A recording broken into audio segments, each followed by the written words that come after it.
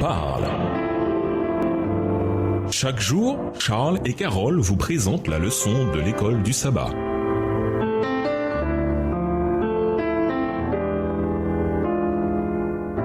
Bienvenue dans votre émission Dieu nous parle. Nous voilà au mardi 20 décembre, le cœur et les yeux. À première vue, dans les textes ci-dessus, on aurait l'impression que Job se vante, comme s'il faisait étalage de sa sainteté, de sa vertu et de sa bonne conduite devant les autres.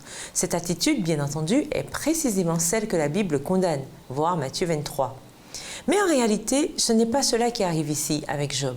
À nouveau, il est crucial de se souvenir du contexte. On lui dit que sa vie passée, une vie que l'on prétend avoir été drôlement scélérate, est la cause de sa souffrance. Job, entre-temps, sait que cela ne peut pas être vrai et qu'il n'a rien fait pour mériter ce qui lui arrive. Alors, il passe son temps à se souvenir de la vie qu'il menait et de la personne qu'il était. Lisons Job 31, les versets 1 à 23. Que dit Job sur la manière dont il vivait avant cette tragédie? Job 31, versets 1 à 23. J'avais fait un pacte avec mes yeux et je n'aurais pas arrêté mes regards sur une vierge. Quelle part Dieu m'eût-il réservé d'en haut? Quel héritage de Tout-Puissant m'eût-il envoyé des cieux? La ruine n'est-elle pas pour le méchant et le malheur pour ceux qui commettent l'iniquité? Dieu n'a-t-il pas connu mes voies? N'a-t-il pas compté tous mes pas? Si j'ai marché dans le mensonge, si mon pied a couru vers la fraude, que Dieu me pèse dans des balances justes et il reconnaîtra mon intégrité.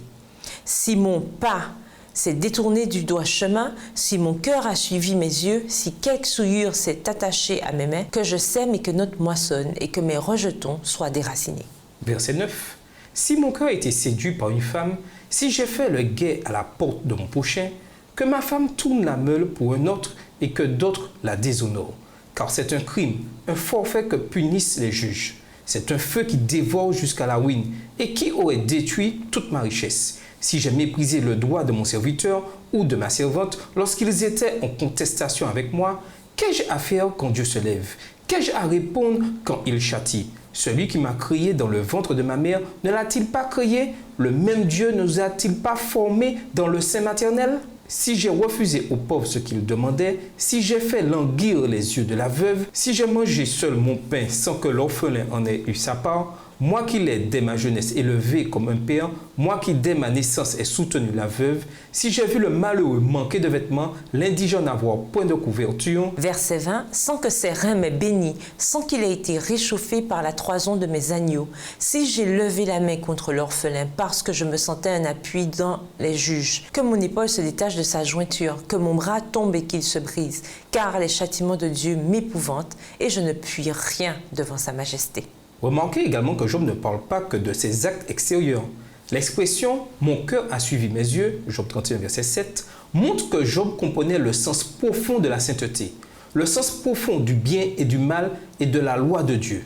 Apparemment, Job savait que Dieu regarde au cœur, à nos pensées, ainsi qu'à nos actes. Voir 1 Samuel 16, verset 7, Exode 20, verset 17, Matthieu 5, verset 28. Job savait qu'il était mal de convoiter une femme et non pas seulement de commettre l'adultère avec elle. À nouveau, on voit combien la connaissance du vrai Dieu existait bien avant que le Seigneur ait appelé le peuple d'Israël à devenir son peuple de l'Alliance et un témoignage de lui. Lisons ce que Job dit dans Job 31, les versets 13 à 15. Pourquoi ce message est-il si crucial? Job 31, versets 13 à 15. Si j'ai méprisé le droit de mon serviteur ou de ma servante lorsqu'ils étaient en contestation avec moi, qu'ai-je à faire quand Dieu se lève? Qu'ai-je à répondre quand il châtie? Celui qui m'a créé dans le ventre de ma mère, ne l'a-t-il pas créé? Le même Dieu ne nous a-t-il pas formés dans le sein maternel? Ici, Job démontre qu'il a une compréhension étonnante, en particulier pour son époque. Pour toute époque, d'ailleurs, de l'égalité fondamentale de tous les êtres humains. Dans l'Antiquité, les notions de droit universel et de loi universelle n'étaient pas comprises ou même suivies. Des groupes de gens se considéraient comme plus grands et supérieurs aux autres et parfois faisaient peu de cas de la dignité et des droits fondamentaux des autres. Ici, cependant, Job montre tout ce qu'il comprenait des droits de l'homme et que ces droits trouvaient leur origine dans le Dieu qui nous a fait. À certains égards, Job était en avance non seulement sur son temps, mais aussi sur le nôtre. Et nous vous laissons à cette question de réflexion. Quelles sont les conséquences d'un manque de foi en Dieu? Au revoir. Et à demain si Dieu veut.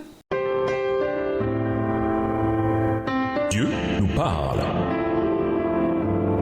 Chaque jour, Charles et Carole vous présentent la leçon de l'école du sabbat.